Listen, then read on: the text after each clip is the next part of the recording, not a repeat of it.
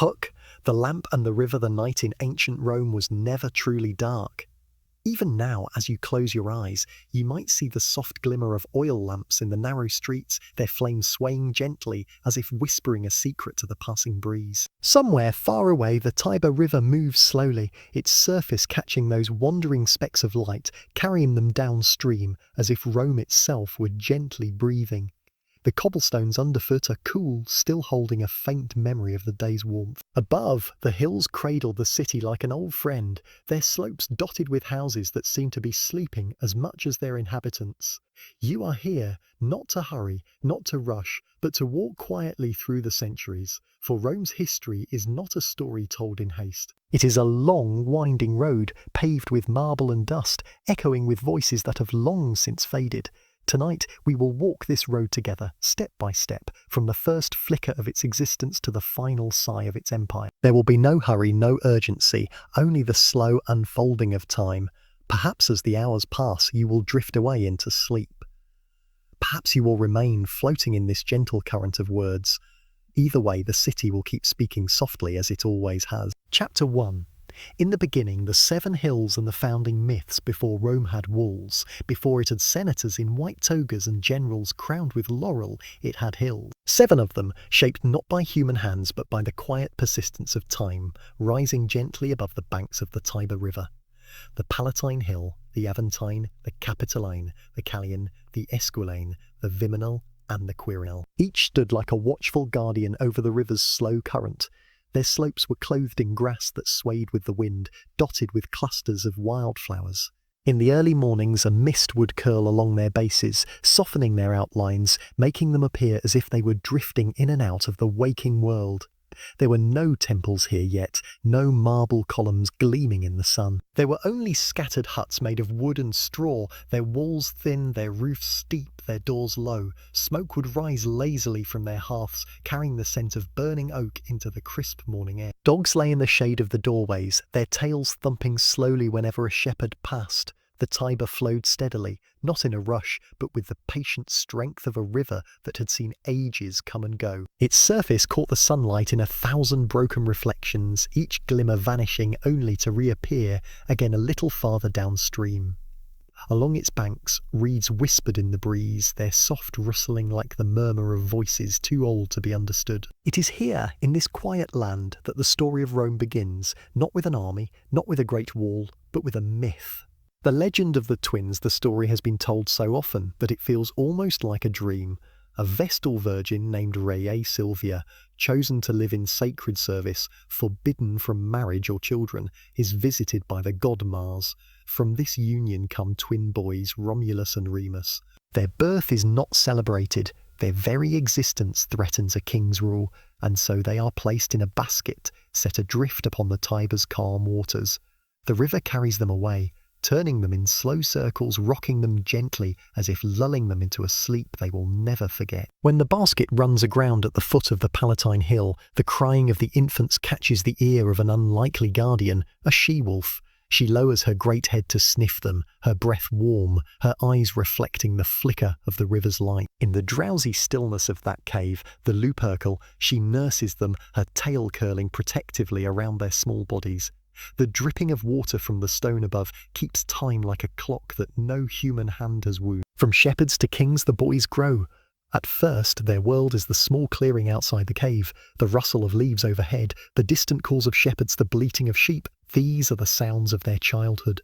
Later, they are taken in by a kindly herdsman named Faustulus, who raises them as his own.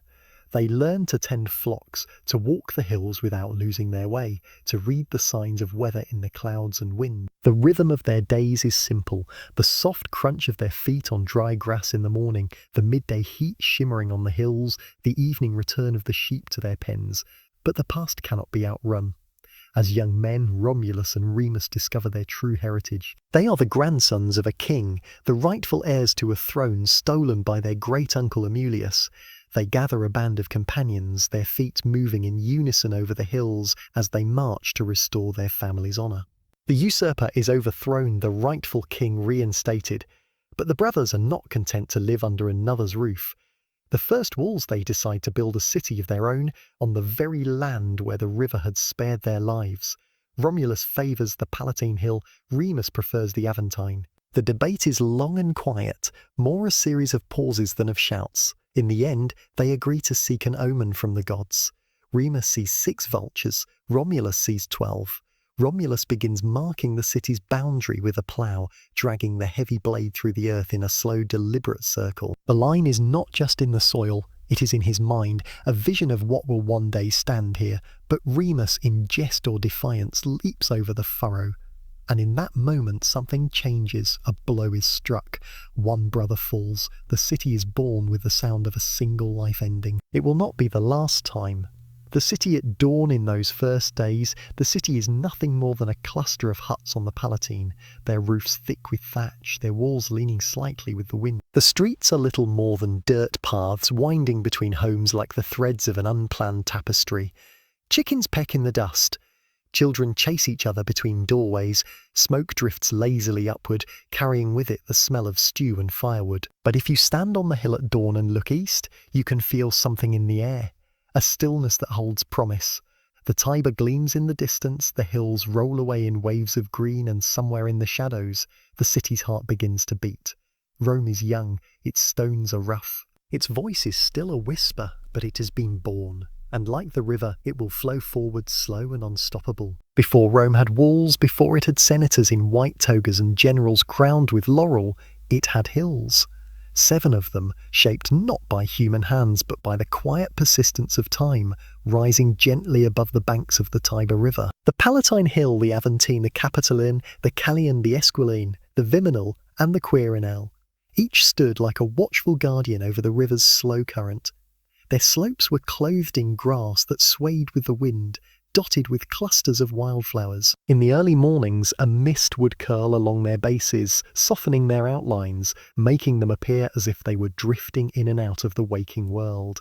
There were no temples here yet, no marble columns gleaming in the sun. There were only scattered huts made of wood and straw, their walls thin, their roofs steep, their doors low. Smoke would rise lazily from their hearths, carrying the scent of burning oak into the crisp morning. Dogs lay in the shade of the doorways, their tails thumping slowly whenever a shepherd passed.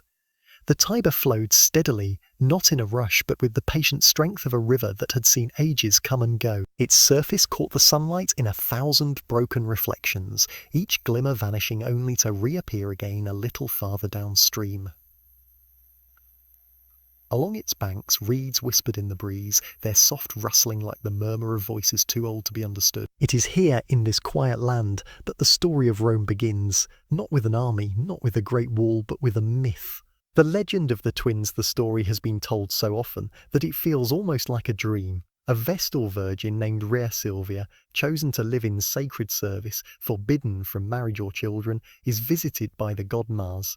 From this union come twin boys, Romulus and Remus.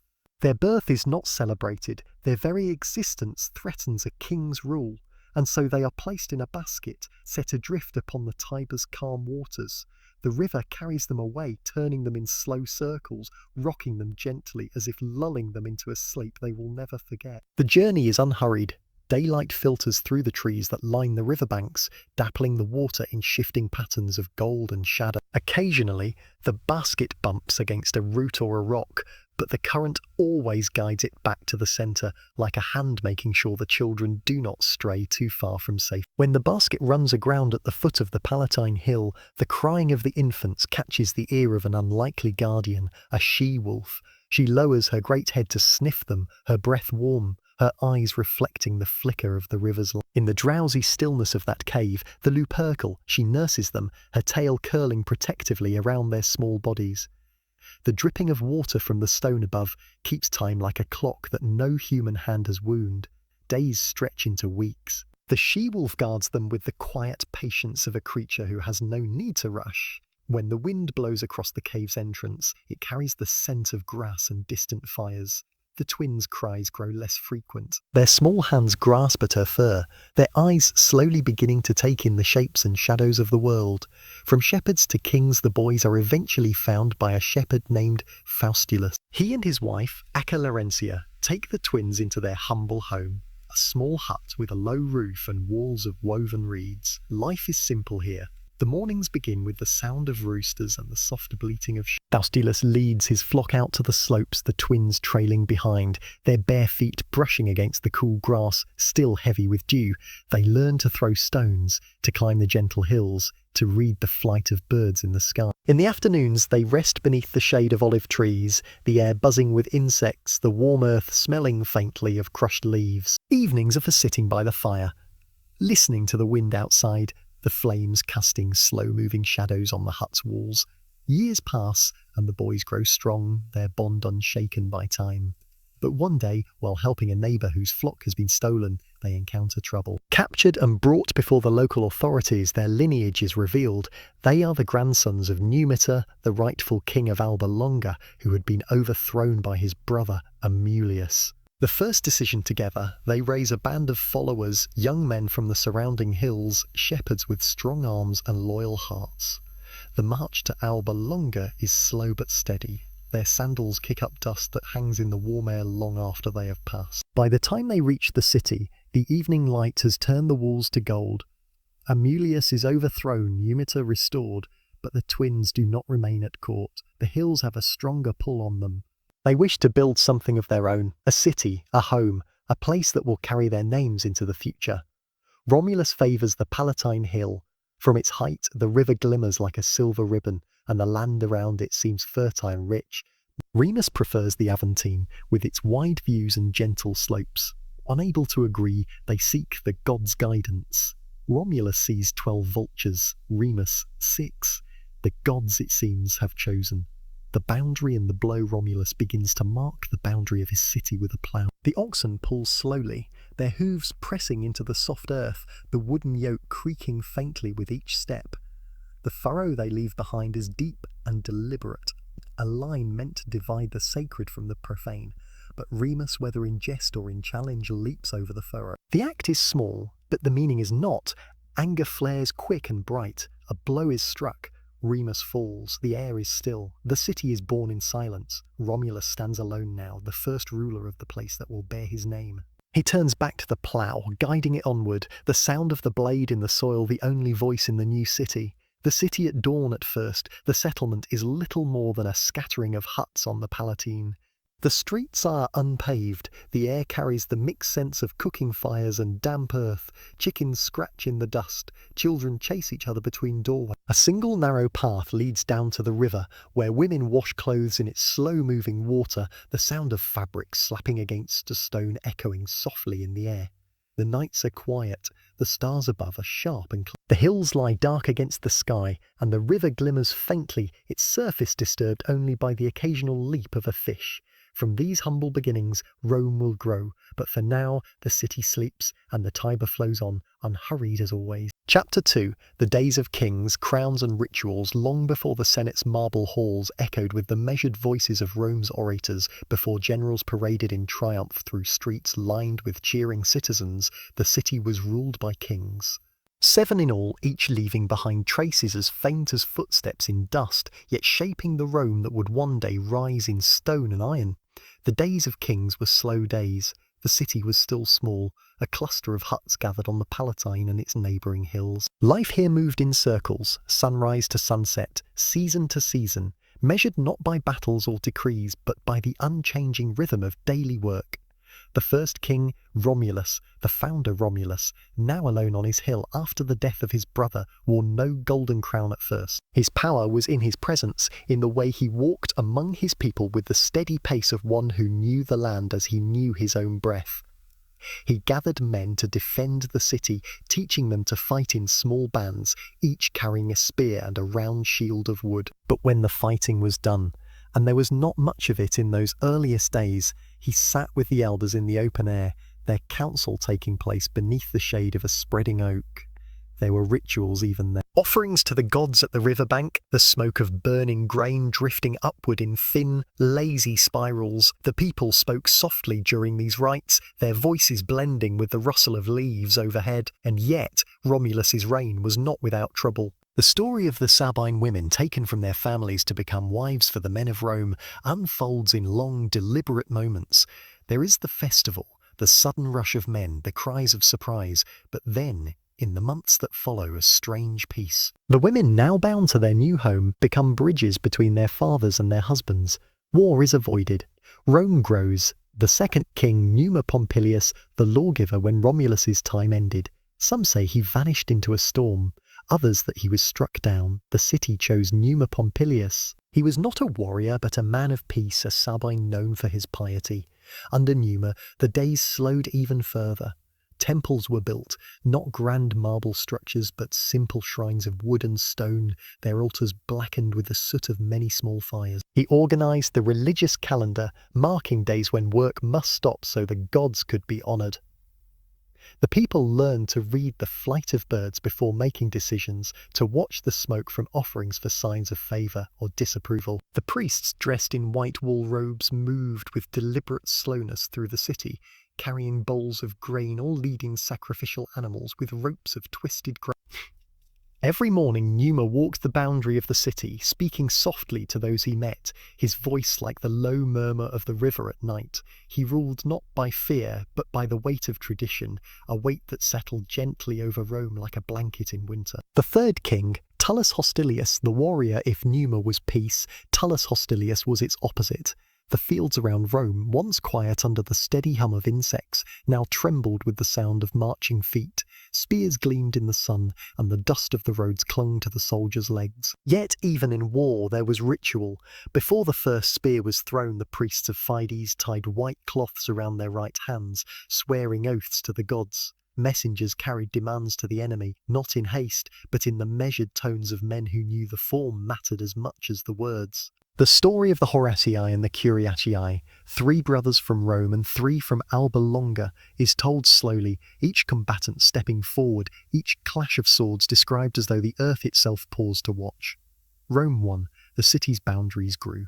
But when Tullus returned, his triumph was not a noisy parade. It was a slow procession, the soldiers walking in perfect step, their shadows stretching long in the late afternoon sun. The fourth king, Ancus Marcius, the builder Ancus Marcius, was a man of balance, neither entirely peaceful nor wholly warlike. He built bridges over the Tiber, wooden structures supported by heavy piers driven deep into the riverbed. He founded the port of Ostia, where the river met the sea, its calm waters dotted with small boats, their sails flapping softly in the breeze. The city's first prison rose under his rule, a plain stone building, its walls thick, its single door heavy with iron hinges. Not grand, but solid. He extended the city's wall, linking hill to hill with lines of stone. The work was slow, the sound of chisels tapping against rock carrying far in the still air. Days turned into weeks, weeks into months, each wall inching higher, each gate set carefully into place. The fifth king, Tarquinius Priscus, the ambitious Tarquinius Priscus, came from Etruria, a land of rich colours and skilled craftsmen. He brought with him not only ambition but ideas, larger temples, grander games, a vision of Rome that reached beyond its humble beginning. He began the Great Sewer, the Cloaca Maxima, a channel of stone that carried the city's water away, its slow current murmuring in the dark beneath the street. He laid out the Circus Maximus, where horses would one day race in long, thundering circles, their hooves beating a rhythm the city would never forget. Yet in these days the circus was not yet marble and gold. It was a broad field, its boundaries marked by wooden posts, the crowd seated on simple benches or on the grass itself. The sixth king, Servius Tullius, the organizer Servius Tullius, was said to have been born a slave, but he ruled like a man born to command. He divided the people into classes, each with its duties, its rights, its place in the city's life. He built a wall of stone around the city, the Servian Wall. Its blocks fitted together with patient care. Men carried stones in pairs, their steps slow but steady, the sound of their work blending with the calls of street vendors and the laughter of children.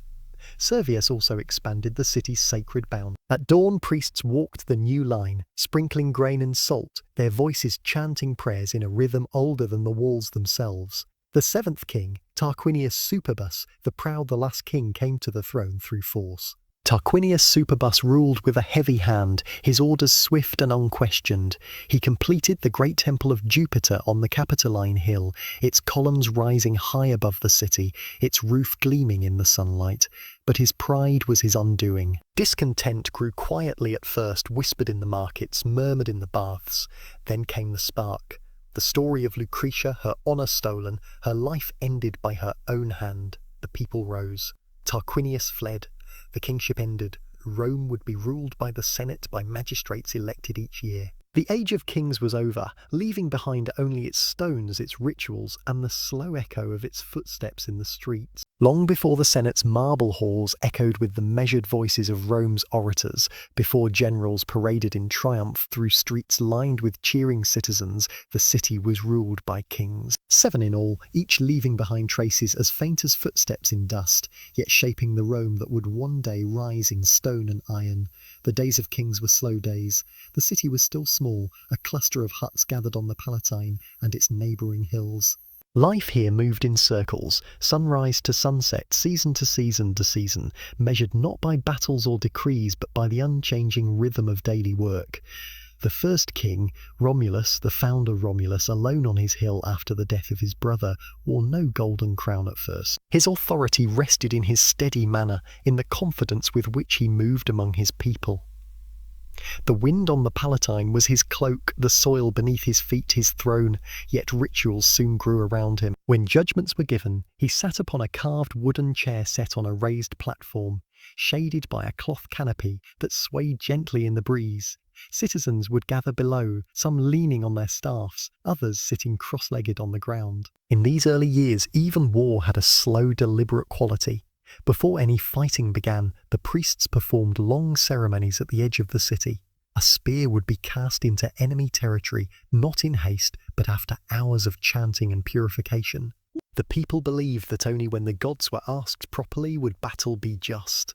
The Sabine episode, remembered in every telling, began during a festival of Neptune. The people had come from surrounding villages, wearing their best cloaks, their hair oiled, the smell of roasted meat drifting in the air. Then, in a sudden moment, the Roman men carried away the women. The scene was one of confusion, but also of stillness in memory. The women later standing between their fathers and their husbands, speaking gently until swords were lowered. The second king, Numa Pompilius, the lawgiver Numa Pompilius, was chosen for his wisdom, not for his skill in arms. His reign was marked by quiet mournings and slow reforms. He established the priesthoods, the flamines, who wore tall conical hats and woolen robes fastened with simple knots, the vestal virgins, who tended the eternal flame in the round temple, their white veils falling softly over their shoulders. The city learned to pause on sacred days, markets falling silent, tools resting idle. Numa himself often rose before dawn, walking barefoot on the dew-covered grass of the Palatine. He would stop at shrines, leaving offerings of milk and grain. His speeches were never hurried, his voice low and even, carrying over the heads of the people like a calm river. Life under Numa was marked by regularity, planting in spring, harvest in autumn, feasts in between. Even the city's disputes were settled slowly, with mediators speaking for hours until tempers cooled and agreements could be reached. The third king, Tullus Hostilius, the warrior where Numa's reign had been peaceful, Tullus Hostilius's was restless. His armour gleamed in the sun, his cloak dyed deep crimson. Yet even war retained its patterns. The envoys sent to declare hostilities wore garlands on their heads, as if to remind all that they were merely messengers of a ritual. Soldiers gathered in the field of Mars before marching, their shields lined in neat rows, the sound of the centurion's voice carrying in the still air. The famous combat between the Horatii and the Curiatii, 3 Roman brothers against 3 from Alba Longa, unfolded with the slowness of a story told around a fire. The crowd watched from a safe distance, each clash of sword and shield punctuated by silence. When victory came, it was not shouted but spoken in solemn tones. The fourth king, Ancus Marcius, the builder Ancus, was a man who valued work as much as war. He ordered the first bridge over the Tiber, the Pons Sublicius, built entirely of wood so that it could be dismantled quickly in times of danger. The workers sang low songs as they hammered pegs into place, the rhythm matching the river's murmur. The port of Ostia began as a small dock with a few simple warehouses. Ships came in slowly, their sails folding like tired wings. Fishermen mended nets in the sunlight, the smell of salt and tar mixing in the air. Ancus also extended the city walls stone by stone. Each gate was dedicated with offerings, the priests scattering flowers and grain while citizens passed beneath for the first time. The fifth king, Tarquinius Priscus, the ambitious Tarquinius Priscus, brought Etruscan grandeur to Rome. He dressed in robes of deep purple, the edges embroidered with gold thread. His attendants carried ivory sceptres and large fans made from ostrich feathers. He began the Cloaca Maxima, a great sewer to drain the marshes between the hills. Workmen dug deep channels, their shovels moving in steady, practiced strokes. The air was cool in the tunnels, the trickle of water echoing off the stone. The Circus Maximus took shape as an open field with a long track marked by posts. Early races were simple affairs, 2-horse chariots rattling over packed earth, spectators clapping slowly, their cheers more like murmurs.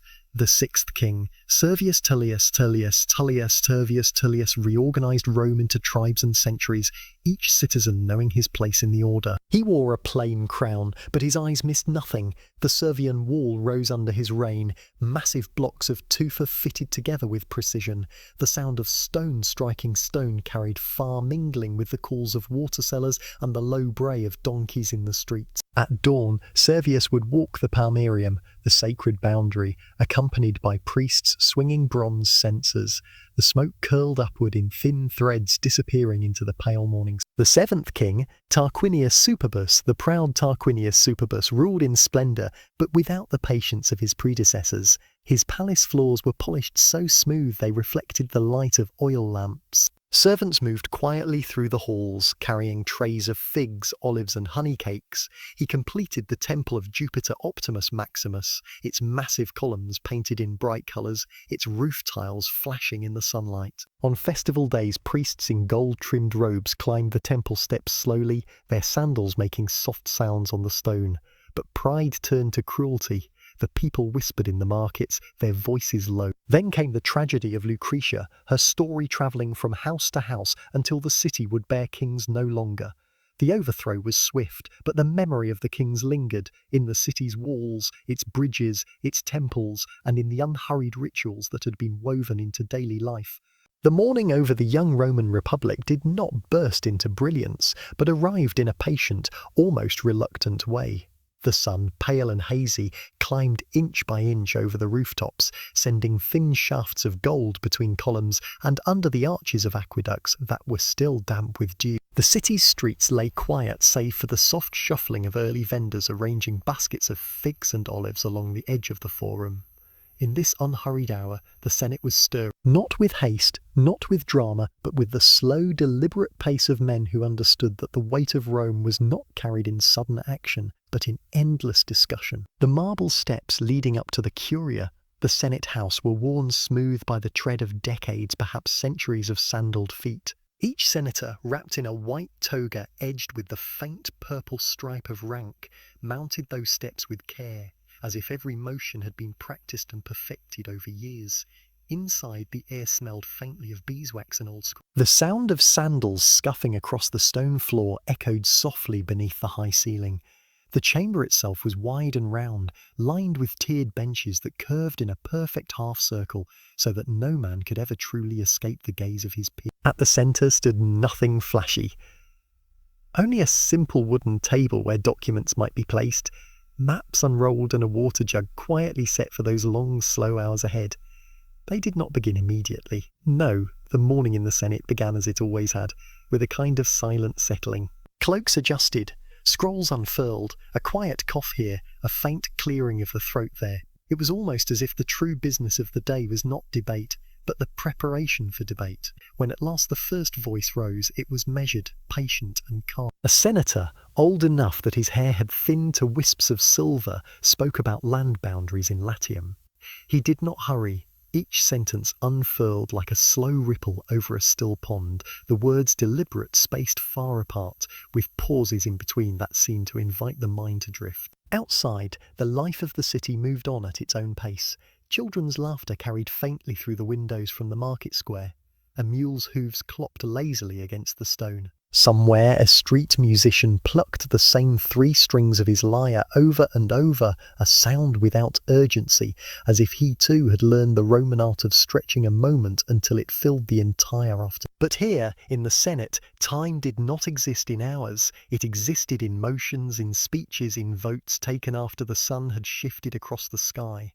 There was no rush to resolve the matter. If the question of Latium's boundary could take a month, it would take a month. If it could take a year, then so be it. The young republic was proud of this. Proud that decisions were not born from impulse, but from an unending tide of words washed and rewound until only the smoothest pebbles of agreement remained.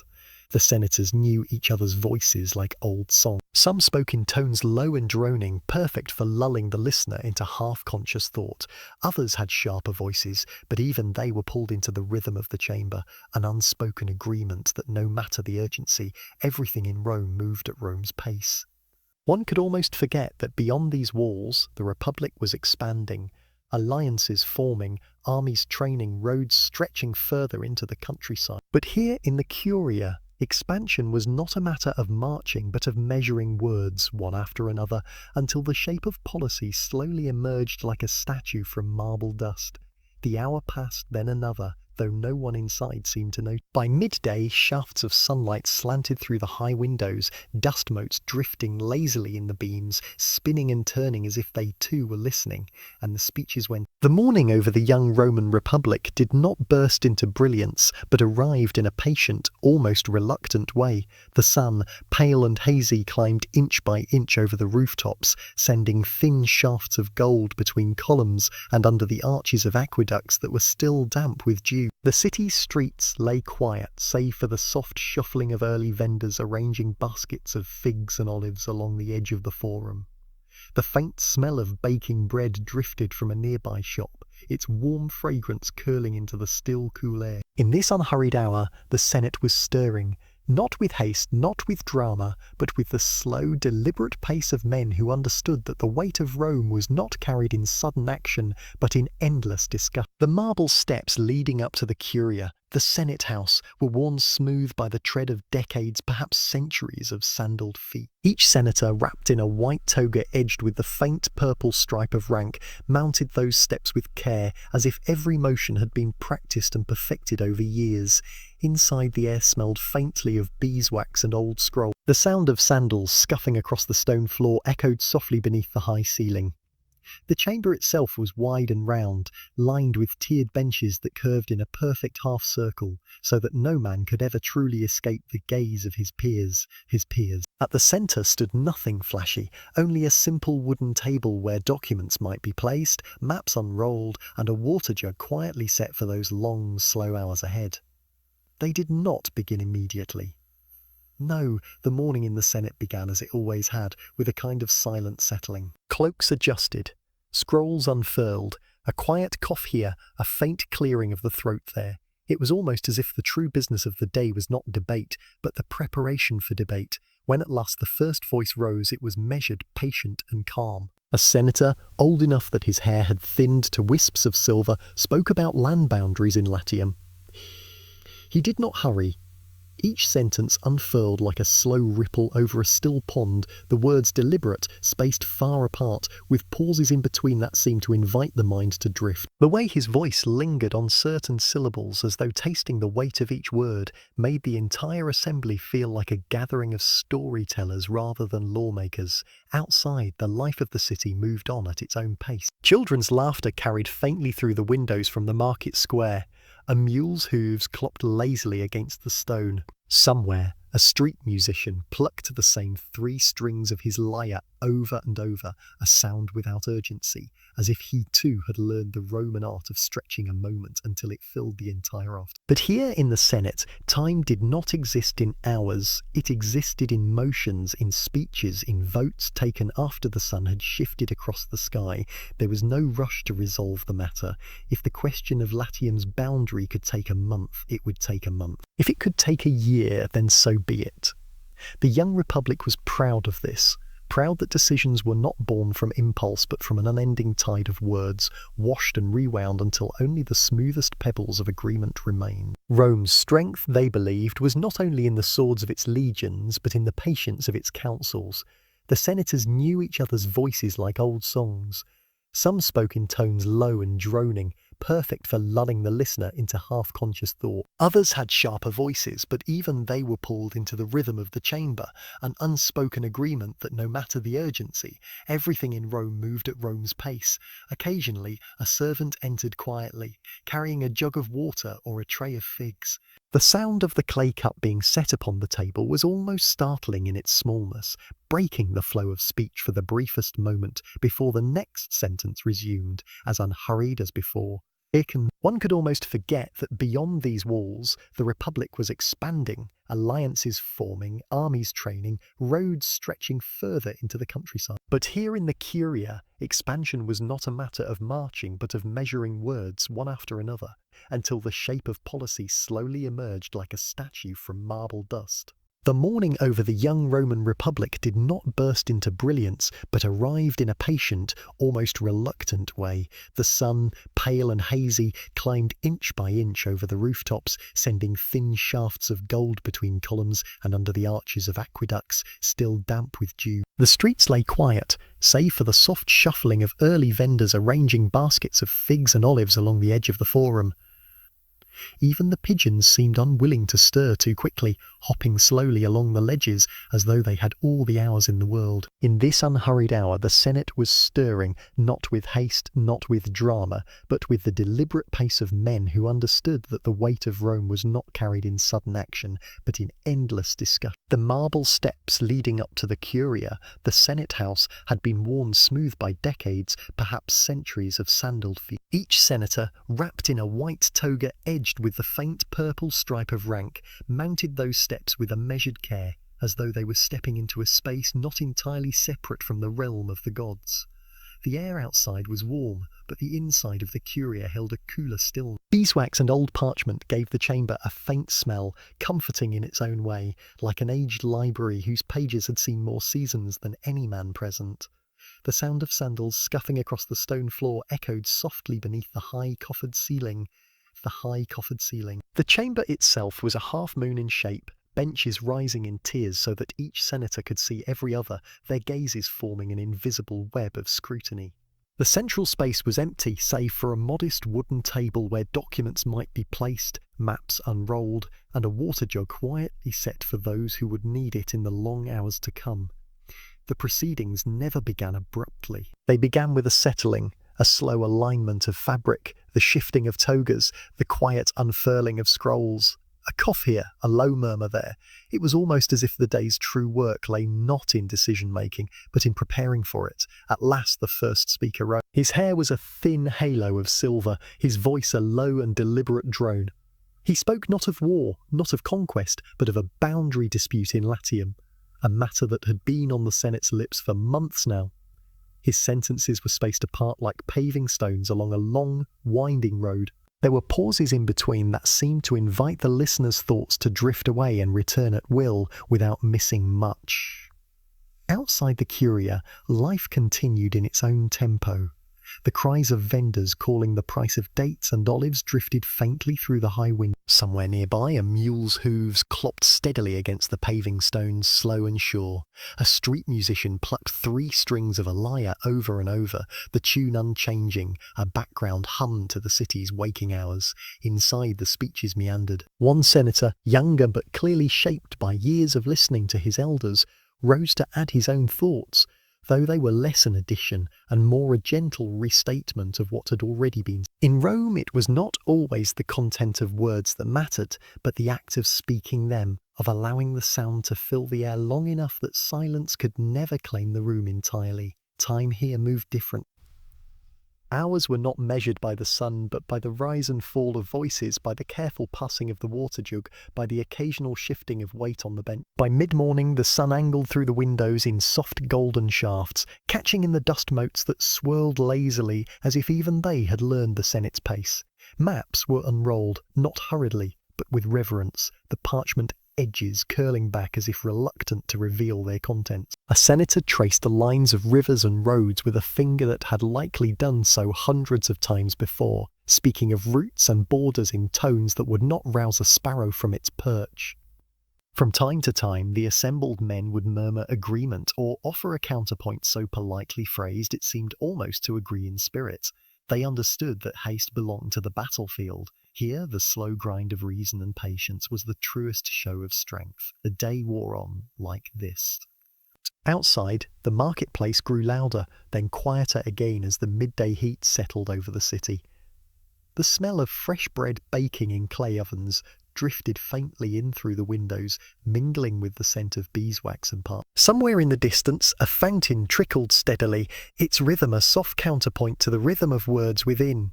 A vote was called, not on the Latian boundary, of course, for that would be premature, but on whether to form a smaller council to discuss the matter further. This decision alone required another series of speeches, some recounting past councils, others speaking vaguely about the honour of such duties.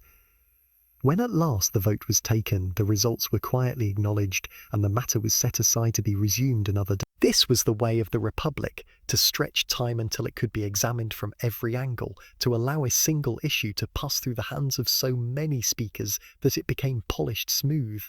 In doing so, they believed they avoided rashness, though some whispered that they simply delayed the inevitable. The afternoon light softened, the shadows in the chamber lengthened. Scrolls were rolled up, sealed again with wax, placed carefully back into the chests along the wall. The senators stood, not abruptly, but in a gradual ripple of movement, as if the conclusion of the day's session was not a fixed point, but a slow fading away. Outside, the air was warmer now, the hum of the city gentler, as citizens prepared for the evening meal. The senators descended the marble steps at the same pace they had mounted them, their togas catching the light of the setting sun. Conversations drifted in the air behind them, but no urgent words were spoken.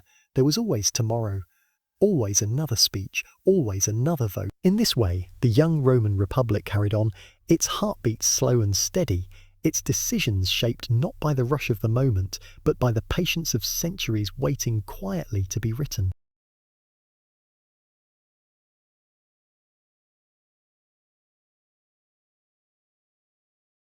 Chapter 4. Roads without hurry, the stones, the milestones, and the march of time, the dawn over the countryside came not as a dramatic unveiling, but as a slow and patient shifting of shades. A pale grey deepened into a gentle gold, the distant hills breathing softly under a faint mist that clung to the grass. Along the edges of these hills ran a thin line, at first barely noticeable, then, as the light grew, revealed to be a road. Not just any road, but one of Rome's patient arteries, laid stone by hands that understood endurance far better than speed. The Roman road did not shout its importance, it whispered it quietly through the firmness of its surface, through the way it guided the traveller forward without deviation. Its stones were cool in the morning air, each one shaped to fit with its neighbours, forming a path that would outlast the men who built it, and the men after them, and perhaps even the empire itself. A lone figure appeared in the distance, a cart driver, his mule moving at the same measured pace as the road itself seemed to encourage. The wooden wheels creaked softly over the stones, a sound that blended with the faint chirp of waking crickets. The man's cloak was pulled loosely over his shoulders, not to ward off any biting cold, but simply because it was what the morning seemed to ask of him. At the side of the road stood a milestone, its cylindrical body carved from pale stone. The inscription was clear but unhurried in its purpose, marking the distance to Rome in letters that would remain legible long after today's footsteps had faded. Moss had begun to gather in the shallow grooves of the carvings, not in a hurry to cover them, but steadily, as though in partnership with the passing years. Further along, the road curved gently, revealing the quiet persistence of Rome's work. The ditches beside it were clear, not because of constant attention, but because they had been built to manage the seasons themselves. Rainwater, when it came, would slip away without trouble. The road would stand dry, ready for another century of travel. Occasionally, a patrol of soldiers passed, not in a rush toward battle, but in the steady march of men who knew the value of pacing themselves.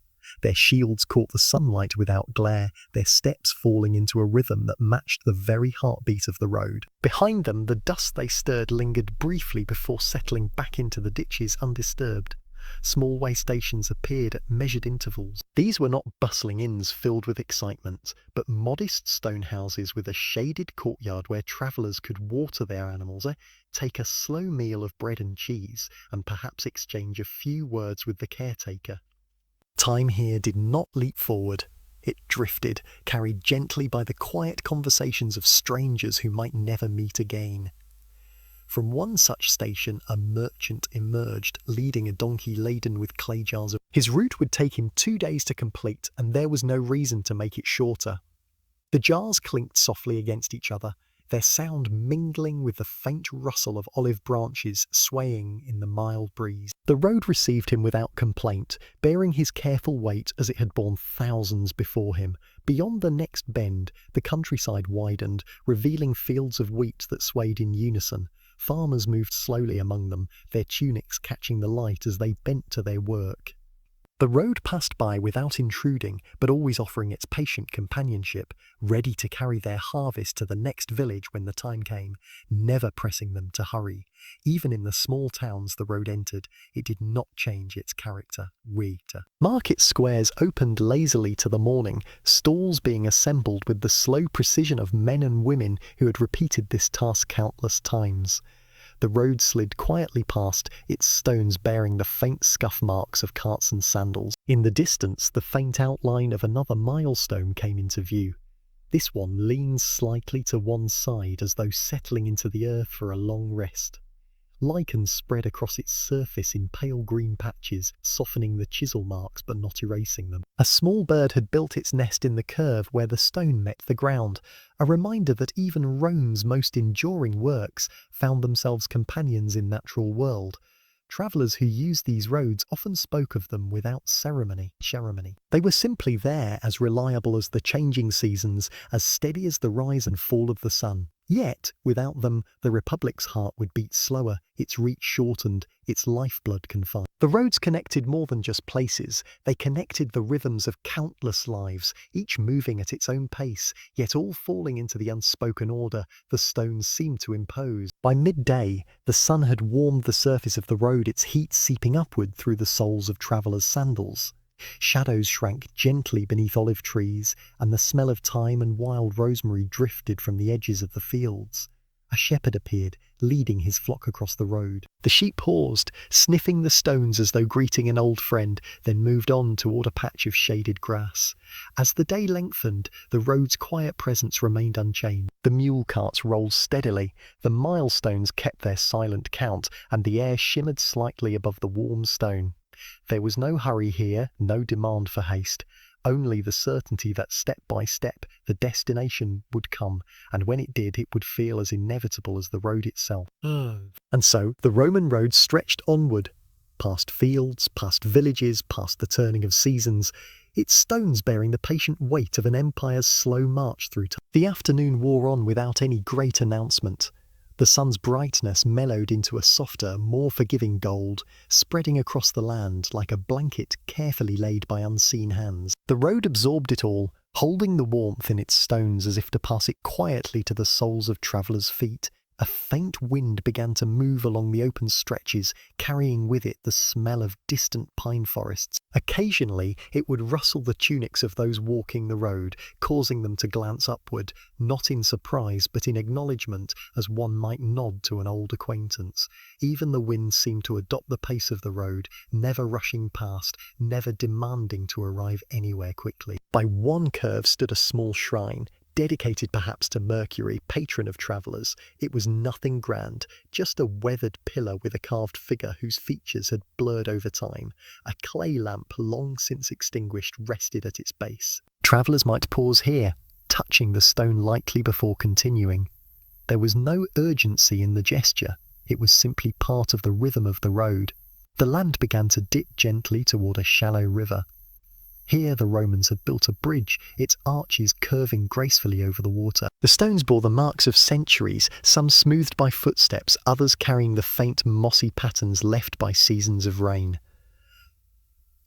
Below, the itself moved with the same patient steadiness, carrying leaves, twigs, and the occasional fallen flower along its. On the far side of the bridge, a small group of children played at the roadside. They tossed small pebbles, trying to land them in a line along the road's edge. Their laughter was not loud enough to break the calm, but rather it folded into it, like the gentle addition of a flute in a long, slow melody. An elderly woman, perhaps their grandmother, sat on a low stool nearby, weaving a basket with methodical care. Every so often a courier would pass, his pace quicker than most, yet still not frantic. Even those who carried news or messages for the Republic seemed to understand that haste on these roads was measured differently. They were built not for speed but for endurance, for the certainty that every step would be supported, no matter how far the destination. In the late afternoon, shadows lengthened across the path. Tall cypress trees stood like silent sentinels, their dark shapes marking the boundaries of small estates.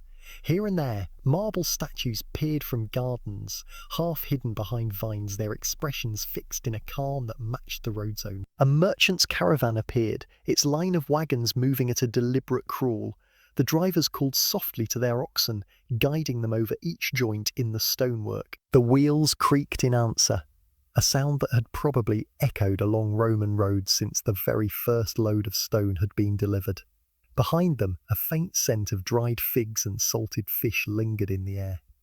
The caravan stopped at a larger way station as twilight began to gather. This one offered a sheltered courtyard with a low fire already burning. Travellers dismounted, loosening the straps of their sandals, stretching limbs grown accustomed to slow movement.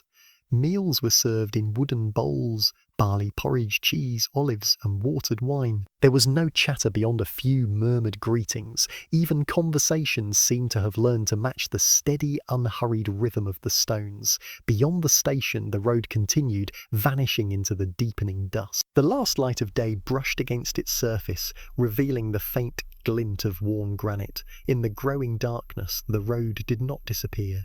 It merely shifted, becoming a quiet line that would still be there when morning returned. Night settled without ceremony. The stars emerged one by one above the hills. The road, though unseen, remained, its stones cooling under the sky.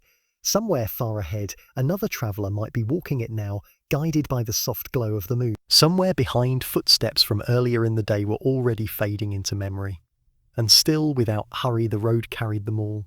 It always had, it always would. Chapter 5. The Punic Wars. Ships and stormy horizons. The sea did not wake all at once. It stirred slowly, as though reluctant to give up the soft darkness of night. A faint grey spread across the horizon, melting into pale blue as the first thin light touched the waves. Far from the shore, where the water moved in long, patient swells, the faint shapes of ships began to emerge. Their masts rose like dark lines drawn upon the morning sky. The Punic Wars had begun, not with a sudden roar, but with the slow, deliberate preparations that such vast struggles always demanded.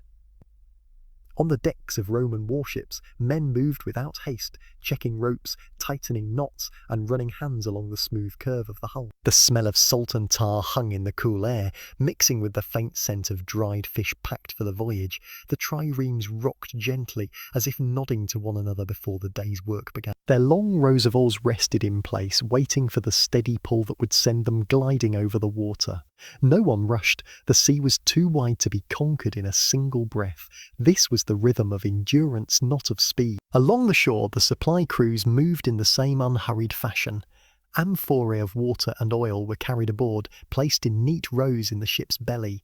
Coils of rope were stacked like sleeping serpents. The carpenters checked every beam, their hands lingering on the wood as though listening for the quiet stories it had gathered during its years as a tree.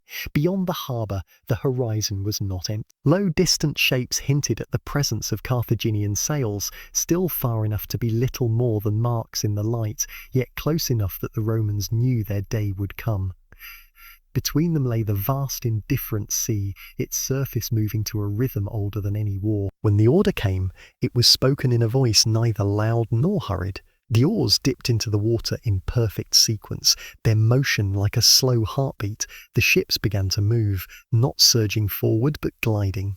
Each stroke a deliberate step into the wide space between land and sky. The creak of wood and the low splash of water were the only sounds, save for the occasional cry of a gull tracing lazy circles overhead. Out at sea, the pace remained the same. A steady pull, a quiet push, the endless patience of men who knew their journey would take them not just through miles of open water, but through weeks and months of waiting. The war, like the horizon, seemed both near and impossibly far. The sea was quiet in the earliest hours, as though it still dreamed beneath its silver skin. Above it, the pale moon lingered for a while, refusing to yield entirely to the sun's approach. The air was cool, touched with the faint salt of distant tides. In the harbour of Ostia, Rome's main port, the ships waited, silent shapes tethered gently to the wooden docks, their shadows rocking on the slow ripple of the water. The Punic Wars had not yet reached their full storm, but the air already carried the heaviness of its approach. Rome and Carthage, two powers watching each other across the expanse of the Mediterranean, were drawing closer with each measured decision, each quiet preparation. The war would not begin in a single moment. It had been building for years like a tide creeping up the shore. The harbour before departure, the harbour workers moved without haste. The day was long, the sea even longer, and no rope or plank would rush at their bidding. Amphorae of water, wine and oil were carried aboard by slow, steady hands. Crates of grain were stacked in the ship's hold with the care of someone arranging stones in a temple floor. Bundles of dried figs and salted meat were tied and placed where they could be reached during the voyage. The smell of pitch was strong, rising from the seams of the ships where carpenters had sealed the planks against the sea's persistent whisper. They had done this work countless times, pressing the black tar into place, smoothing it with wooden paddles, each motion slow, deliberate, as if sealing not just wood but the fate of men. The triremes and quinquiremes were lined in quiet rows, their tall masts pointing upward like still, unbending spears. Beneath the decks, the oars rested on their benches, their long blades leaning against the sides of the hull. The ships seemed almost asleep, the kind of rest that comes before a great and exhausting task. The rowers and the silence of readiness, the men who would row the ships, sat in small groups on the docks, some mending worn straps, others simply watching the water as it moved between the piling. They spoke in low voices, but mostly they were quiet. The work ahead of them would not be a matter of hours. It would be days, weeks perhaps, of the same motion, the same strain, the same steady rhythm. In the silence before departure, they seemed to save their breath for what was to come. A few sailors climbed the masts, checking the rigging. Their movements were unhurried, their balance sure. The ropes, stiff with salt, were pulled and loosened, then tied again in slow, practiced knots. Every creak of wood, every faint flap of sailcloth seemed amplified in the morning stillness. Somewhere in the distance, a gull called, a long, drawn-out sound that seemed to fade into the mist. Its white shape appeared briefly against the grey, then vanished again as though swallowed by the horizon. The first stroke of departure when the order to embark came, it was spoken without shouting. The crews rose, boarded and took their places. The ropes tying the ships to the docks were untied and coiled away. With a soft push from long poles, the hulls eased away from the shore. The water lapped against the sides with a sound like slow applause. The first stroke of the oars was almost ceremonial. Long blades slipped into the water, then drew back, lifting droplets that fell in a light spray. The rhythm began, not fast, not eager, but steady. One pull, then another, each perfectly timed with the beat of the drum on deck. The sound was deep and slow, like a heart in no hurry to quicken. From the shore, the ships drifted outward, their dark shapes growing smaller against the pale morning. The sea accepted them without resistance, carrying them forward on the smooth swells that rolled lazily beneath. Days at sea, the Mediterranean was not always gentle, but in those first days it seemed content to let the fleets pass without trouble. The wind came lightly from the west, filling the sails enough to share the work with the rowers.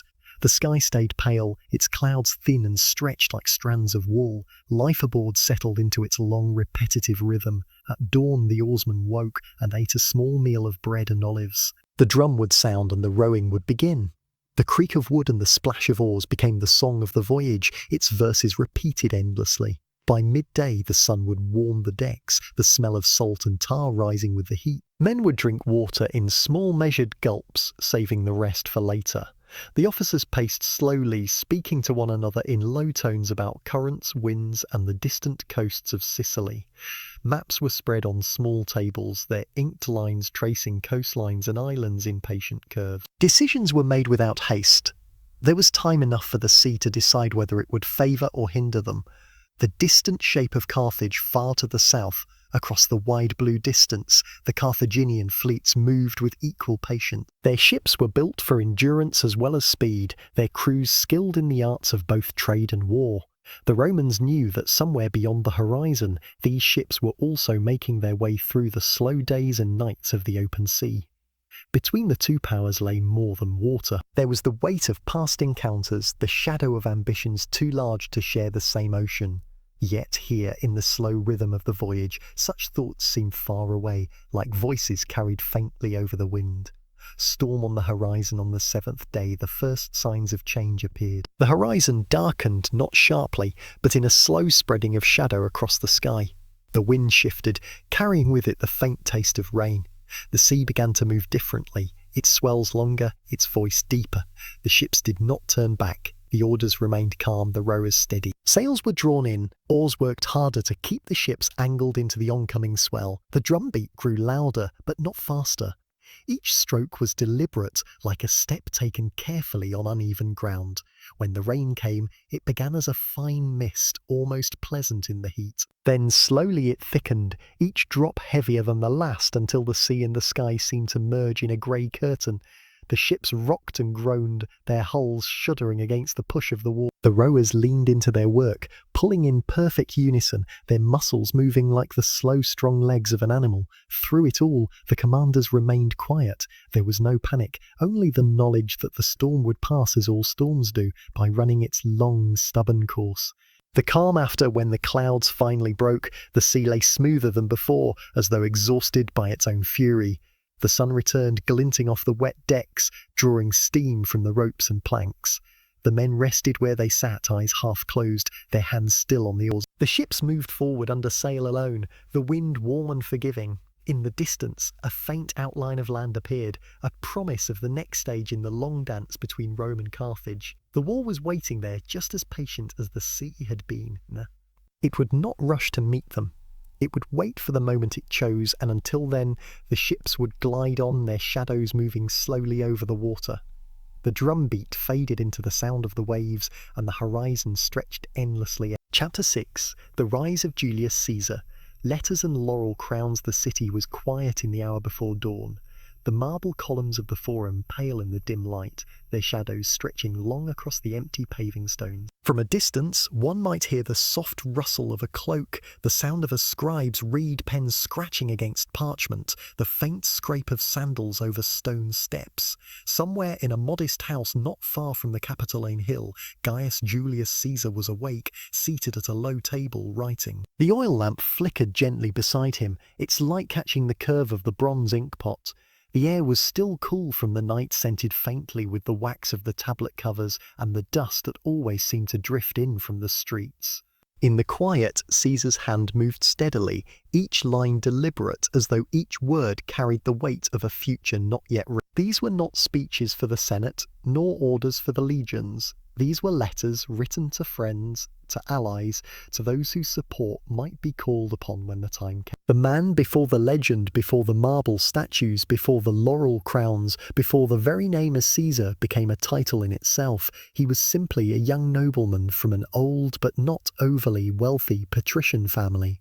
Rome in those days was a place of shifting alliances and quick fortunes.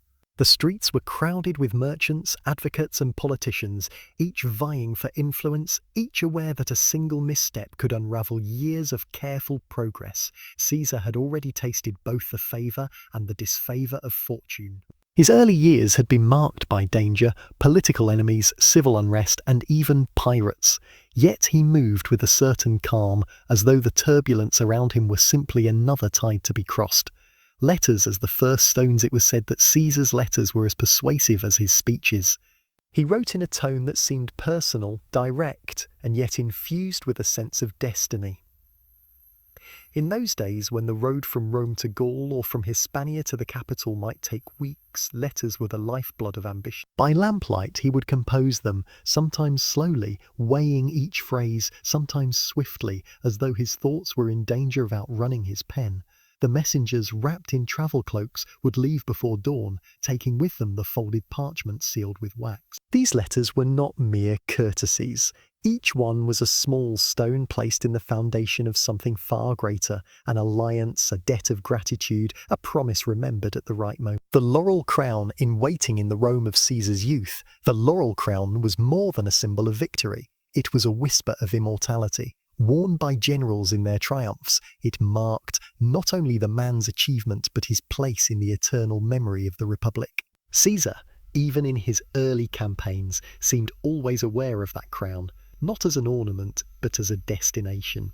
When he served in Hispania, when he stood on the rostrum to speak before the people, when he commanded legions in the muddy fields of Gaul, the thought of that crown was never far. He did not rush toward it. He moved as a man who knew that every step must be certain, every turn prepared long before it was taken. The slow climb the Forum was never truly still during. Senators in white togas moved between the Temple of Saturn and the Curia, debating laws in voices that carried over the stone steps. Orators addressed crowds at the rostra, their hands cutting the air with practiced gestures. Caesar learned to navigate these currents with patience. He spoke when he had something worth saying, and he listened more often than others noticed. His allies were not always the most obvious. Sometimes a quiet nod from a man in the back of the crowd meant more than a public endorsement from a famous name. In the evenings, when the heat had faded and the shadows grew long, he would walk the streets slowly, exchanging a few words here, a greeting there. Nothing hurried, nothing wasteful. It was in these small moments, repeated endlessly, that he built his path. The campaigns when Caesar took command of the legions in Gaul, the city felt his absence and yet heard his name more often than ever. His dispatches arrived like carefully measured drops of water in a long drought, each one feeding the curiosity and admiration of the people. The letters from Gaul were never only about battles. They described the land, the rivers, the forests that seemed without end. They spoke of the discipline of the legions, the careful construction of camps, the way the soldiers mended their own gear by firelight. Even when describing a victory, he wrote with a slow, steady rhythm, as though time itself bent to his telling, and with each report the Senate's unease grew. For every laurel crown that might be awarded, there was also the question of what Caesar might do once the crown was in his grasp. The return to Rome, when he finally returned, it was not in haste. His triumph was prepared with all the measured grandeur the city could muster. The streets were lined with spectators, the air filled with the scent of laurel and the distant sound of drums. Caesar rode at the head of the procession, wearing the crown he had imagined in the quiet hours years before. Behind him came the spoils of his campaigns, gold, banners, and prisoners. Lay the uncertain stretch of years that would make him both master of Rome and the target of every blade drawn in the shadows.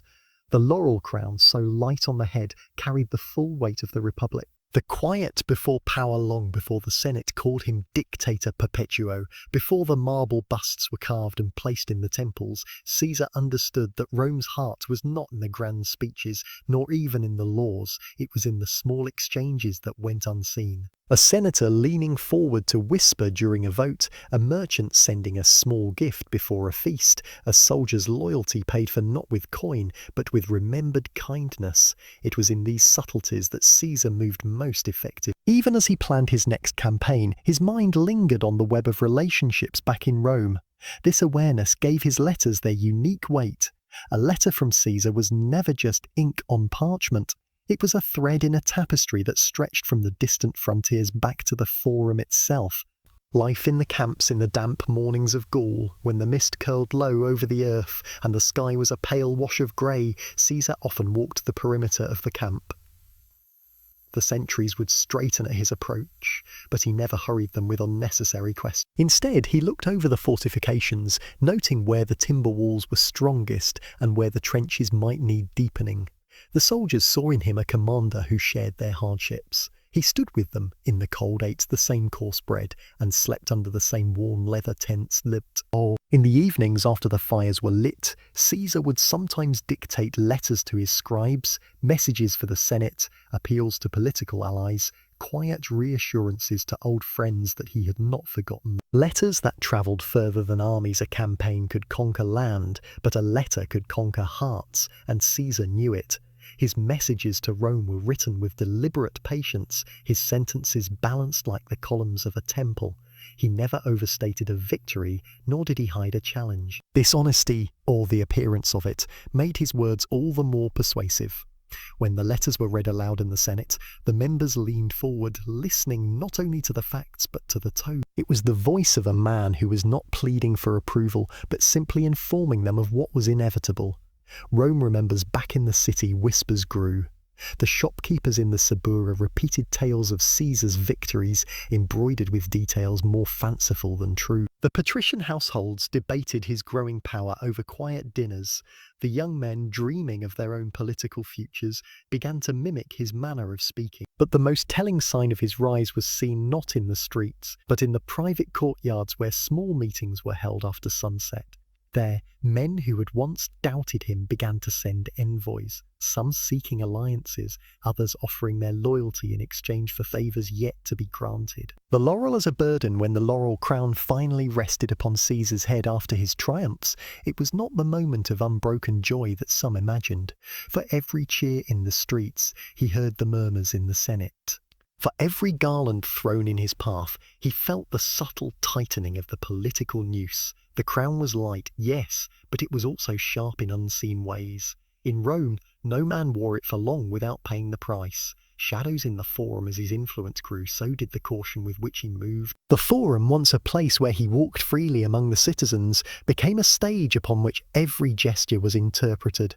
When he paused too long with one senator, others noted it. When he declined an invitation, it was taken as an insult. Yet, Caesar still wrote his letters, each one a careful stroke in the portrait he painted of himself, the leader who was both man of the people and master of the legions, the politician who listened as well as commanded. The final letters in his last months before the Ides of March, Caesar's letters took on a different tone, less about persuasion, more about recording. He seemed to sense that the laurel crown, once a goal, had become a mark that drew not only admiration but daggers. These final messages were sent to trusted friends, some within Rome, others in distant provinces. In them he reflected on victories, on the nature of loyalty, on the fleeting nature of power. He wrote as if knowing that one day the letters would outlast the man. The man and the crown history remembers the image, Julius Caesar, standing tall in his triumph, the laurel crown bright against the sunlit streets of Rome. But it forgets the quieter truth that this crown had been shaped in the glow of a lamplight, in words carefully chosen, in the slow and patient weaving of connections that no sword could cut. It was never only the battles that raised him to greatness, nor only the politics. It was the letters and the man who knew how to use them. Chapter 7. The Crossing of the Rubicon. One step into the storm, a river in the quiet, it was not a mighty river. Those who saw it for the first time often remarked on its modest width, on the unremarkable drift of its waters. In the early morning, the Rubicon lay still beneath a pale mist, its surface broken only by the quiet ripple of fish darting beneath. The banks were lined with winter-thin grasses, and here and there frost clung to the edges of stones. Yet history has never been measured in the size of rivers, but in the steps taken to cross them. The edge of a decision, Caesar stood on the northern bank, the air thick with the cold that seeps deep into the bones. Behind him, his legions waited in a hush not of fear, but of expectation. The muted sound of armour shifting carried on the wind, mingling with the faint creak of leather straps and the muffled whinny of horses. The Rubicon was not simply a boundary of land, it was a boundary of law. To cross it with an army was to defy the Senate, to set in motion a chain of events that could never be undone. The water before him was shallow, but its meaning was deep enough to drown a republic. Rome's laws, Rome's chains for centuries, the Roman system had guarded itself with a careful rule. No general might bring his troops into Italy proper. This was not simply about military power, it was about balance, about keeping ambition in check. Caesar knew this well, every senator knew this well. And yet, here he stood, toes at the edge, letters from Rome fresh in his mind, orders to disband his legions, to return as a private citizen. To obey would be to surrender everything he had built. To cross would be to brand himself an enemy of the state. Whispers in the camp the night before. The campfires burned low.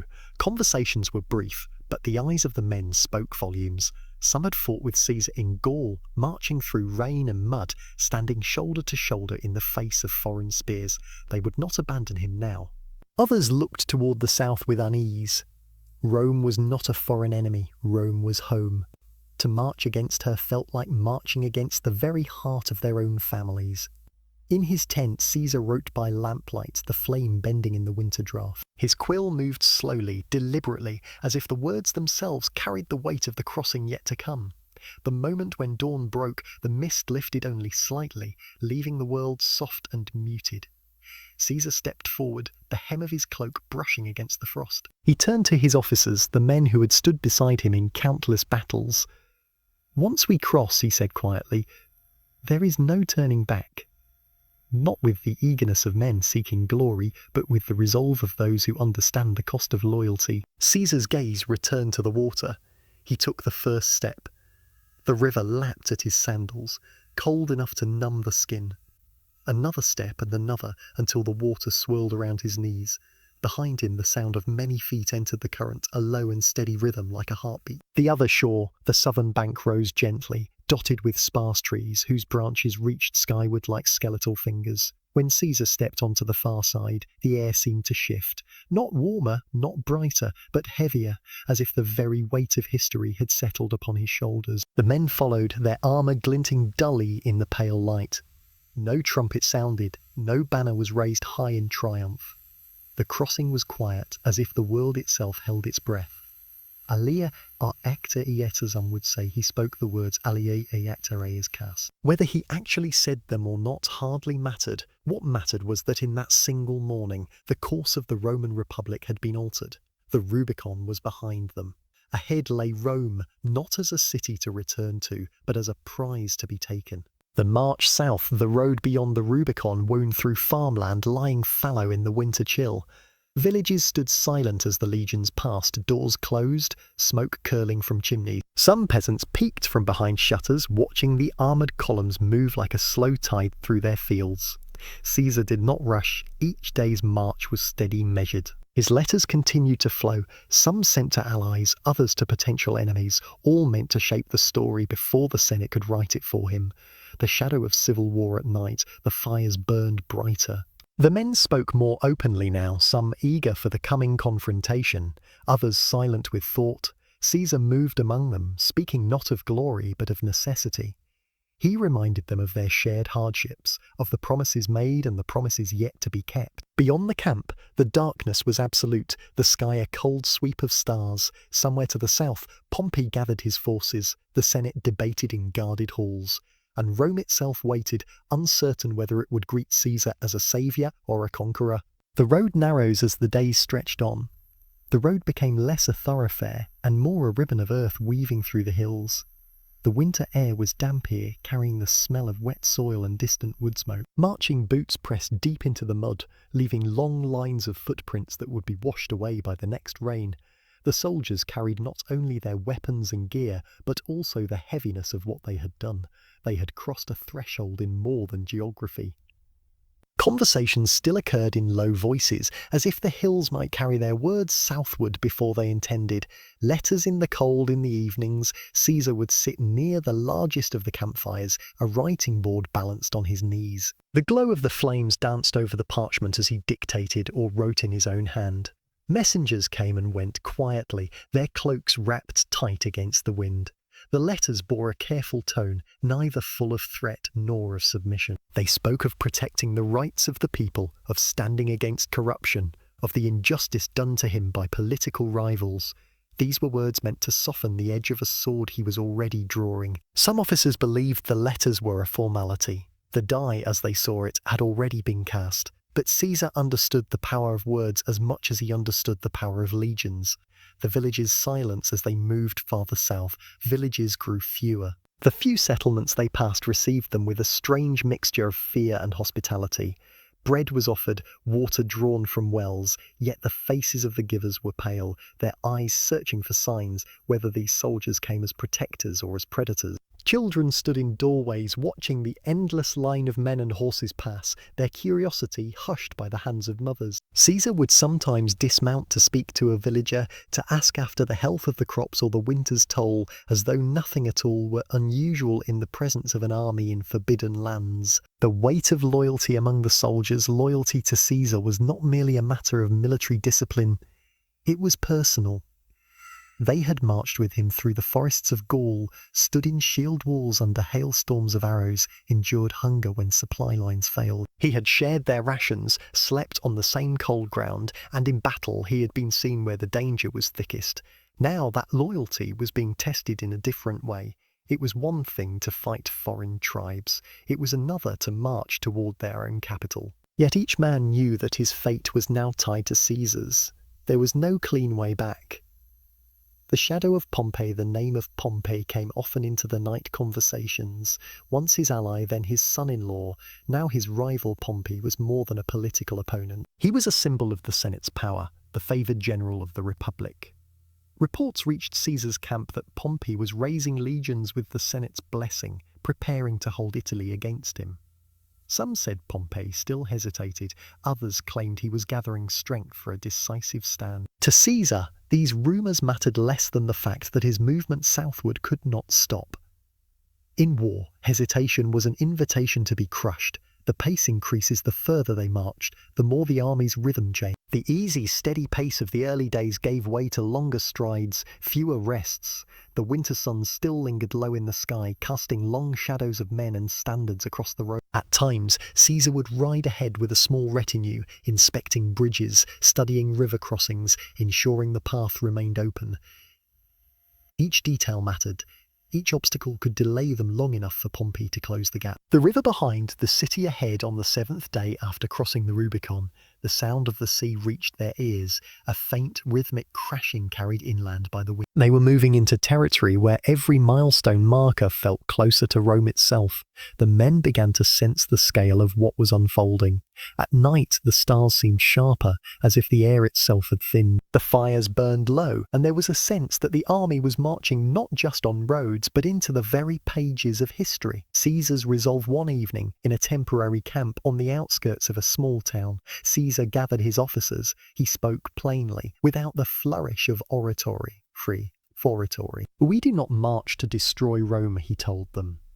We march to save her from those who would bind her people in chains of corruption and fear.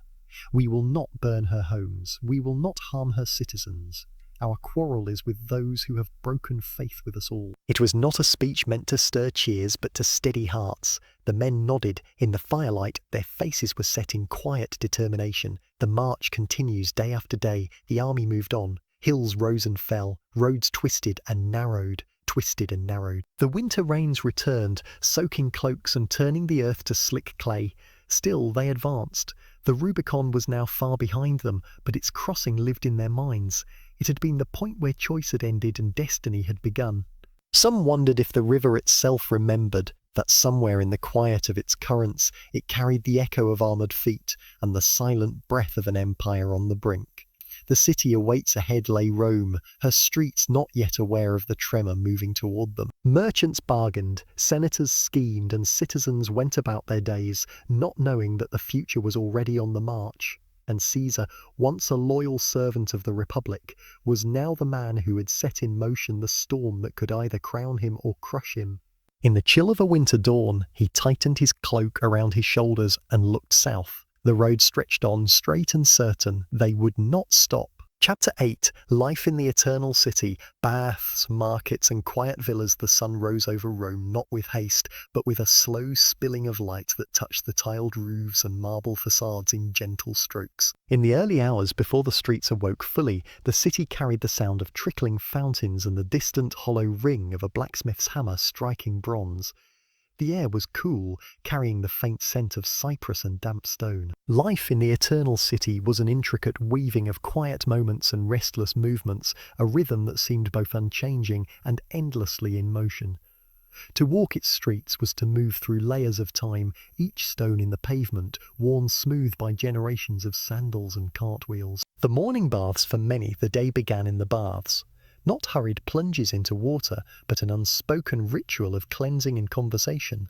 Steam curled in soft spirals above the caldarium, where warm water embraced tired muscles. The tepidarium offered a gentler touch, its mild heat coaxing the body into ease, while the frigidarium shocked the senses into alertness. Here men discussed politics over the sound of dripping water, merchants traded news of shipments, and poets recited lines to friends who lounged against smooth marble benches. It was a place where the boundaries between public and private blurred, where strangers could become acquaintances and acquaintances allies. The market's song by mid-morning, the forum and markets began their daily chorus. The voices of vendors rose in overlapping waves, each calling out the virtues of their goods: fresh figs from the countryside, spiced wine from distant provinces, bolts of dyed cloth, and bronze lamps shaped like birds in flight. The air was rich with mingled scents: the salt of cured fish, the sweetness of honey cakes, the sharp tang of vinegar from pickled olives. Mules pulled carts through the streets, their hooves clopping on stone, while children darted between stalls, chasing each other with bursts of laughter. At the edges of the crowd, scribes offered their services, ready to compose letters for those who could not write, while fortune-tellers traced patterns in sand, whispering futures in voices meant for one listener alone. Villas beyond the noise, beyond the crowded heart of the city, quiet villas spread across the hills. Their gardens were shaded by laurel and olive trees, with narrow paths winding past pools where lilies floated undisturbed. These were spaces made for retreat, where senators and wealthy merchants escaped the press of the streets, and where evenings were filled with the slow clink of cups during dinners under the open sky. Inside, walls were painted with delicate frescoes of pastoral scenes: shepherds under the shade of oaks, rivers winding through green valleys, and temples perched on high cliffs. Servants moved silently through the rooms, their presence marked only by the faint rustle of linen. Here time seemed to stretch, the day passing not by the turning of the sun, but by the changing scent of flowers in the garden and the slow cooling of wine in its cup. The city's ceaseless pulse, yet, no matter how far one went from the bustle, Rome's presence was never entirely absent. The hum of voices, the creak of carts, the faint echo of a distant orator's speech, all were carried on the air, reminders that the eternal city was a living thing, vast and awake. Temples stood at the corners of busy squares, their steps worn by countless offerings and prayers. The Vestal virgins moved quietly in their sacred duties, tending the eternal flame that was never allowed to die. Processions of priests crowned with laurel passed slowly through the streets, their chants mingling with the everyday noises of trade and talk. The afternoon in Rome unfolded like warm honey, slow and unhurried, with a light haze softening the outlines of the great monuments. Shadows of columns and arches stretched across the stone streets, and the air shimmered faintly in the heat. Life, however, did not stop. It merely shifted into a gentler rhythm, where even the busiest market or the most crowded square carried an undertone of midday meals and quiet corners in small taverns tucked into side streets. Wooden tables were laid with baskets of bread, bowls of lentils, and plates of roasted vegetables dressed with oil and herb. A jug of watered wine sat at every table, and patrons lingered over their meals, speaking in low tones as they dipped bread into fragrant sauces. Wealthier citizens dined in their villas at this hour, reclining on couches in shaded rooms where cool breezes were guided inside by carefully placed curtains. Platters of figs, dates, and soft cheese were passed slowly from hand to hand, and slaves poured wine with the quiet efficiency of long practice. The midday pause was not silence, but a different kind of sound, less the clamour of trade, more the hum of conversation, the occasional burst of laughter, the distant call of a street performer drawing a curious audience. Street performers and storytellers, even in Rome's quieter hours, there were those whose work was to keep the city entertained. Jugglers tossed polished stones in rhythmic arcs, acrobats balanced on wooden poles while children squealed with delight, musicians plucked at lyres, their fingers coaxing soft notes that floated above the din. but perhaps most beloved of all were the storytellers. They stood in shaded corners or sat on low stools, gathering small crowds to hear tales of heroes and gods, of far-off battles and tragic lovers. In their voices the past felt alive, and the crowd would lean closer, as if afraid to lose a single word. Afternoon in the public baths for some. The baths were not just a morning ritual. They were a place to return to in the afternoon, to escape the heat, and to continue the long, meandering conversations that had begun earlier in the day. The water's surface caught the light in rippling patterns, and the marble floors stayed cool beneath bare feet.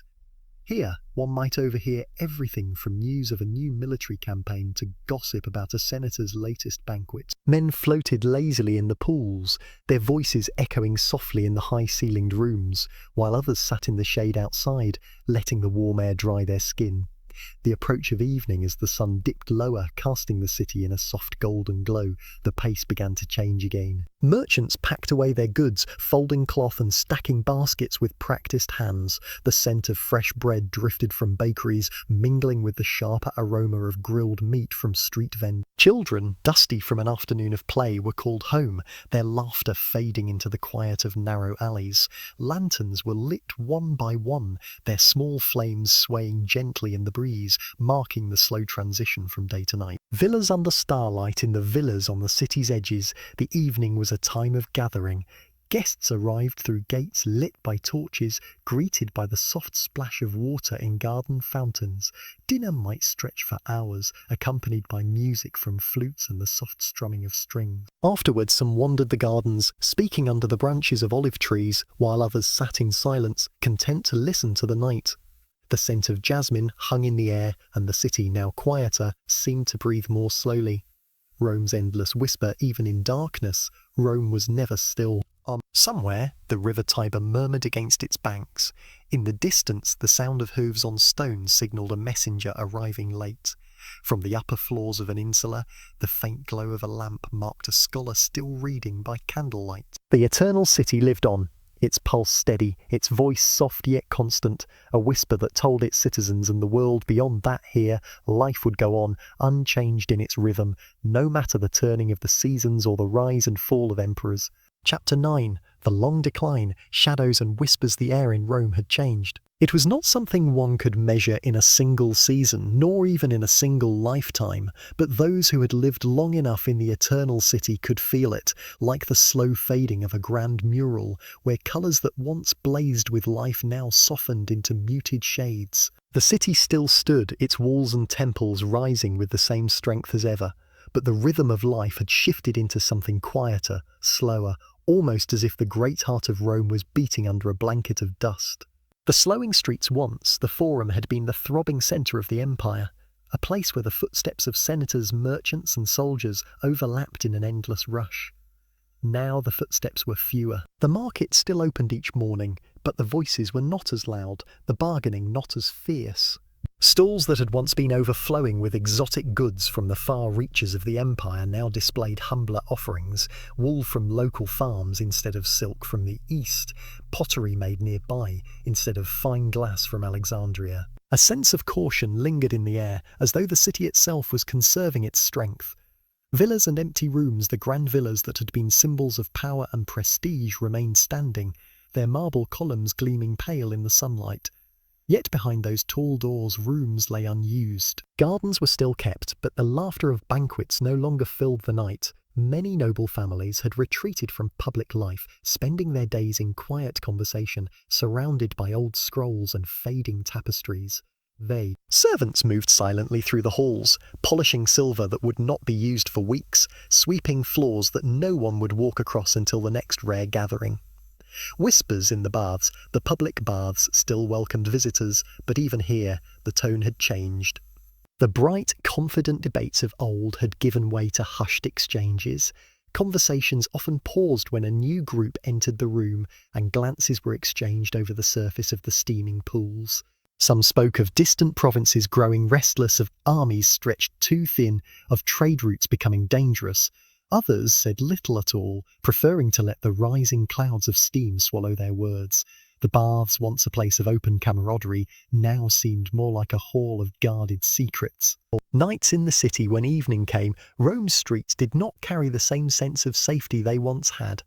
Lanterns still burned, casting pools of gold light onto the stone pavements, but shadows seemed deeper between them. The Tiber's slow current whispered against its banks, carrying the reflections of the city lights like wavering memories. From the high walls of the Palatine Hill, the view was still magnificent, but one could sense an undercurrent, like hearing a familiar melody played just slightly out of tune.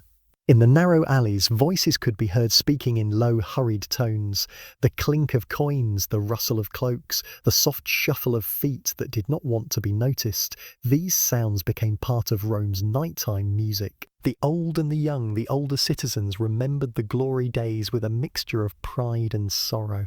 They told stories of great triumphs, of generals returning from distant lands with treasures and prisoners, of festivals where the streets overflowed with joy. The young, who had never seen such days, listened with fascination but also with doubt. To them, these tales seemed like distant myths, beautiful but belonging to another age. Their Rome was different, still grand, still enduring, but quieter in ways difficult to name.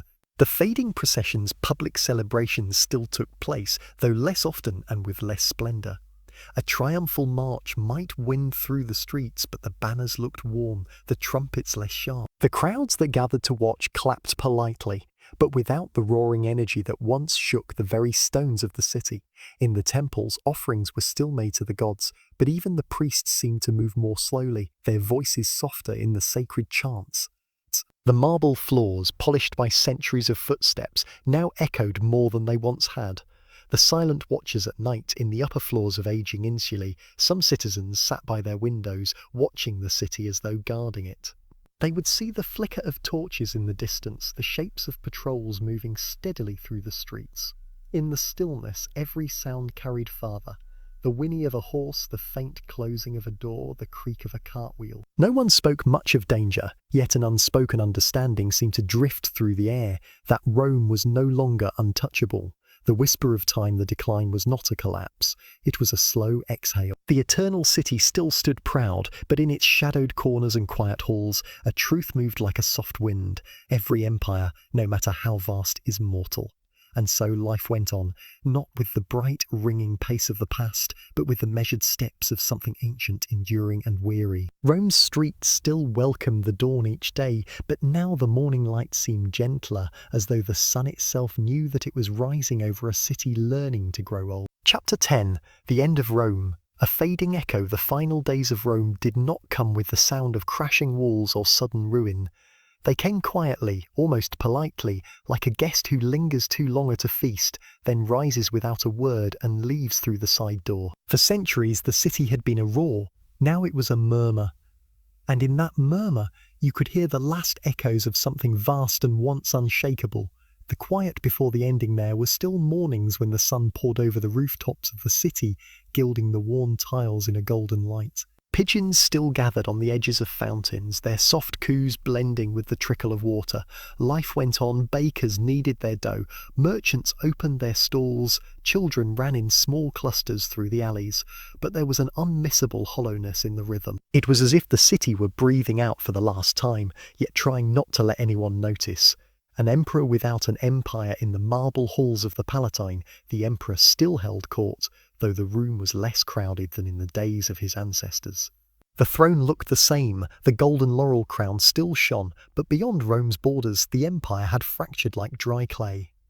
Provinces had slipped away, either claimed by others or standing alone, their loyalty no longer certain. Messengers still arrived, bringing news from the frontiers, but their scrolls told more of retreat than of conquest. Armies were fewer, their armour patched, their banners faded by sun and wind. Even the generals carried themselves with the quiet resignation of men who knew they could no longer hold the world at bay. Streets of memory, Rome's streets, were like pages of an old book. Still legible, still beautiful, but frayed at the edges. The grand statues stood where they always had, yet their faces bore the streaks of rain and time. Ivy curled along the bases of columns that once stood pristine. People spoke often of how it used to be, though fewer and fewer had truly seen those days. Stories became the lifeblood of the city, retellings of victories and glory repeated in the hope that memory might shield them from the present. The day the banners fell, it did not happen with a shout, but with a sigh. When the last imperial standard was lowered, there was no great battle in the heart of Rome, no army thundering through the gates. The change was like a slow tide, creeping in so gently that by the time it reached the city, no one could say exactly when it had begun. The last emperor, Romulus Augustulus, a boy more than a ruler, was quietly sent away. The seat of power was no longer Rome's, but somewhere far beyond its walls. The eternal city had outlived its own empire. A city after an ending Rome did not vanish. The Tiber still flowed under its ancient bridges. Bells still rang from church towers, their sound mingling with the wind that drifted through the ruins. People still bought bread, still prayed, still lived. But something invisible had shifted forever. Rome was no longer the master of the world. It was a place among places, a city of memory, of stones that had seen too much, of streets where every step carried the weight of centuries. The fading echo if you stood in the forum on a quiet evening when the last traders had gone home and the light was soft, you might hear it, a sound not of the present, but of the past. It was the faint echo of marching feet, of voices shouting in triumph, of chariots rumbling over stone. It would last only a moment, fading into the hum of the night, but it was enough to remind you that here, once the world had gathered, and though the empire was gone, Rome remained, a fading echo, still lingering, still beautiful, still eternal in its own quieter way.